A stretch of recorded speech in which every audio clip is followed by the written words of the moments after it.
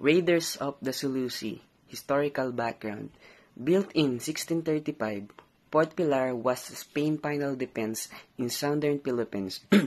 Protecting their economic and military interests, it became a target of resistance from local Muslim rulers. Before colonization, Zamboanga was a key trade.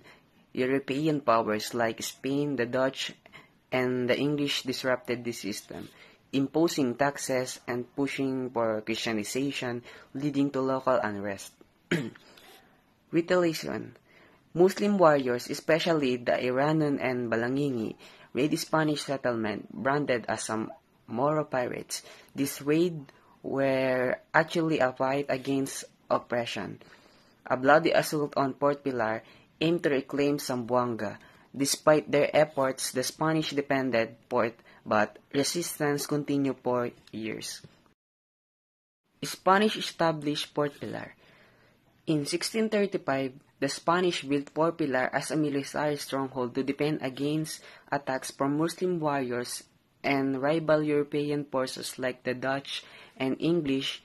The port also became base for Spain's efforts to expand its influence, control trade, and Christianize the local population. However, this colonial presence disrupted the existing economic and cultural system, leading to resistance from local Muslim rulers. The description of free trade. Before European colonization, Zamboanga was a thriving trade hub connecting merchants from China, the Malay Peninsula, and the rest of Southeast Asia.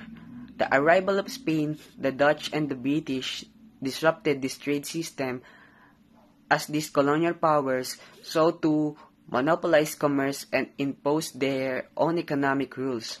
In addition to controlling trade, the Spanish imposed Christianity, creating further tensions with the Muslim sultanates that had long dominated the region. Slave raiding.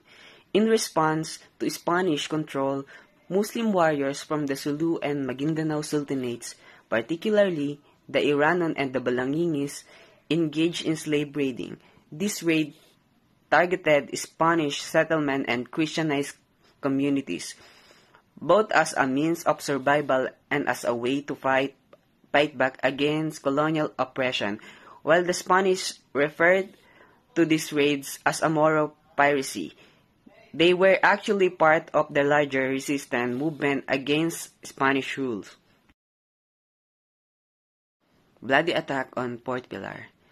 By the late 1600 to 1700, tension escalated, and the Sulu and the Maguindanao sultanates launched major offensive against the Spanish.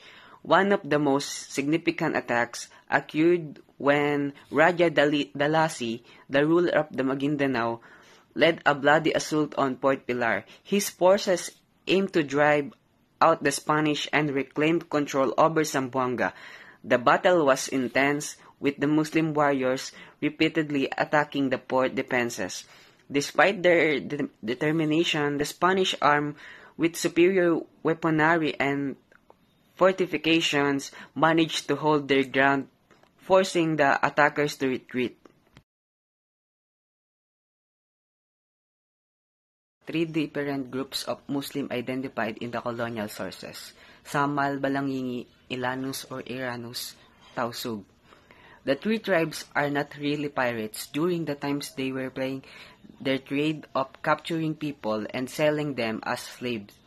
As slave trading was a business then, and they were not raiding ships in the high seas.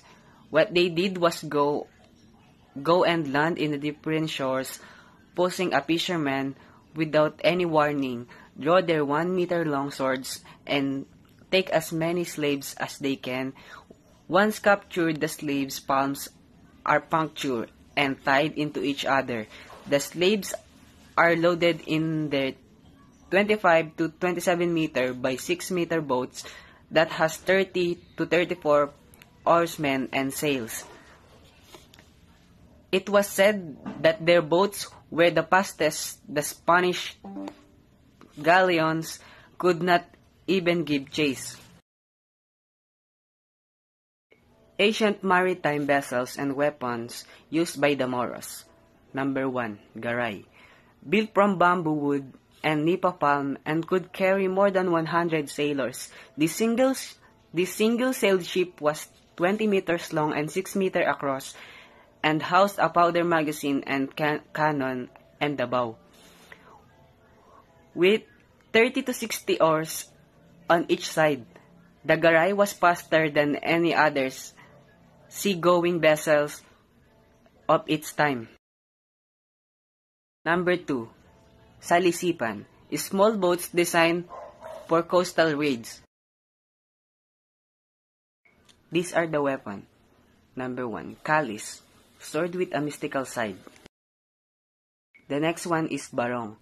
One of the Tausug warriors used to cut off an M14, a carbine, a single-edged shaped blade made a thick-tempered steel. This approximately 1 meter long weapon was used in close hand-to-hand battle to cut Spanish firearms down to size. The next one is Kris, weapon of warfare and ceremony. Measuring up to 1.2 meters in length, was not only carried by slave raiders into battle, but also by nobles and high-ranking officials of the southern sultanates, double-edged and with either a smooth or wavy blade. Kampilan. Kampilan is a heavy single-edged sword adorned with hair to make it look even more intimidating.